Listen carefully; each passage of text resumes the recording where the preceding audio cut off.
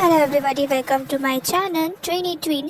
तो मैं आज सोच रही हूँ ये वीडियो आज हिंदी में नहीं बल्कि बंगाली में करने वाली हूँ, बट इसका रीजन तो आप जानना जरूर चाहेंगे। अरे कहना क्या चाहते हो? তো আজকে আমরা যাচ্ছি মায়াপুর এই জন্য ঠিক করেছি কেন কি এটা একটা ওয়ান ডে ট্যুর আর আমরা অনেক দিন ধরে এটা ট্রাই করব বলে ভেবেছিলাম। তবে হ্যাঁ, এটা বলতে ভুলেই গেছি যে কি মায়াপুর ওয়েট করতে করতে 1 ঘন্টা মায়াপুরের কি এখানেই থাকতে হবে বলে তা জানতাম না। কিন্তু যতক্ষণ আমি থাকি তখন গিয়ে সব প্রবলেমের সলিউশন আমি নিশ্চয়ই বার করার চেষ্টা করি, কেন কি প্রবলেমস যখন আছে তো সলিউশন তো থাকবে, কিন্তু আপনারা জানেন।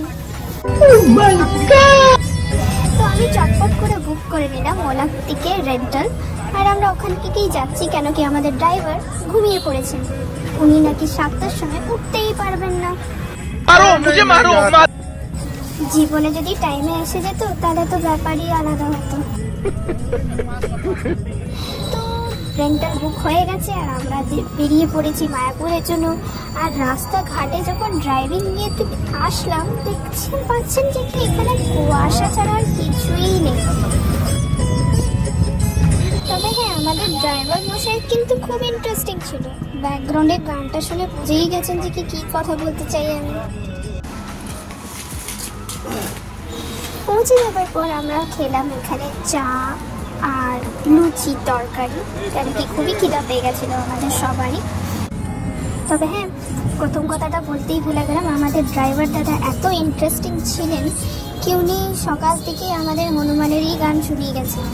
এখনো পর্যন্ত হনুমান গান শুনতে শুনতে মনে হচ্ছে তীর্থযাত্রাতেই চলে যাচ্ছি আমরা। ভিডিও করতে করতে মনে পড়লো যে কি আমার বরমশাইও ঘুমিয়ে পড়েছেন ওনার গান শুনতে শুনতে। উনিও মনে মনে হনুমানের কাছেই প্রার্থনা করে আছে কবে যে গানটা বন্ধ করবে।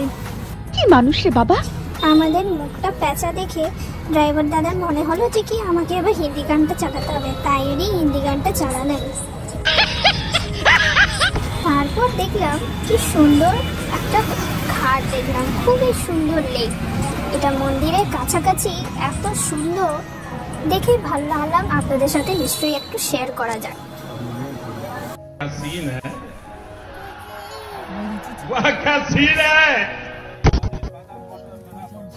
তারপরে আমাদের ড্রাইভার দাদা এতক্ষণ গাড়িতে চড়ার পর ওনার মনে পড়ে কি আমাদের নাকি টুইন্স বেবি। তারপরে ওরে বাবা, তো খুবই ভালো কথা, যেন জানতামই না যে এটা অনেক খারাপও কথা হতে পারে। ওনার কথা শুনে আমার দুটো ছেলেও পাগল হয়ে গেছিল। তারপরে উনি কাজটা ধাক্কা দিচ্ছেন, তাতে কি আর থাকতে পারছে না এখানে।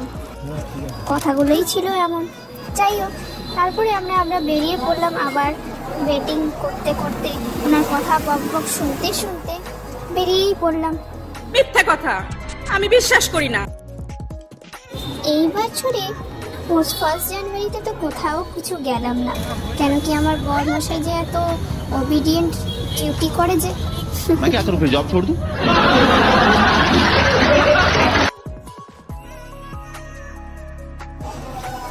বেরিয়ে যাবার পর আমরা পৌঁছে গেলাম আমাদের লোকেশনে মায়াপুরে। তো দেখতেই পাচ্ছেন যে কি লোকেশনে ঢুকতেই আপনাকে ছেলার জন্য অনেক লোক দাঁড়িয়ে আছে, কেন কি এটা পুরোপুরি বিজনেস, এটা মায়াপুর না, পুরোপুরি বিজনেস মায়াপুর হয়ে গেছে।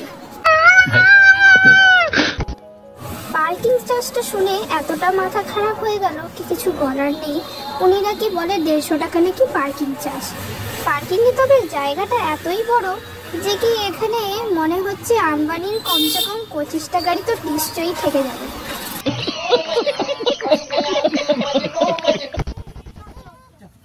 তারপরে যেতে যেতে দেখলাম আমাদের ওই সিনটা যেটা দেখার জন্য আমরা এত দূর থেকে এসেছি, ওই মন্দিরটা দেখার জন্য।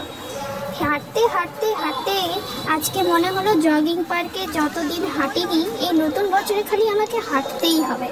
তবে হ্যাঁ, এখানে পার্কটা কিন্তু খুব সুন্দর ছিল, যেখানে রনাদি দাঁড়িয়ে দাঁড়িয়ে এখানে এদিক ওদিক দৌড়াচ্ছে, এদিক ওদিক পালাচ্ছে, আর আমরা তো আছি ওদেরকে এদিক ওদিক ধরার জন্য।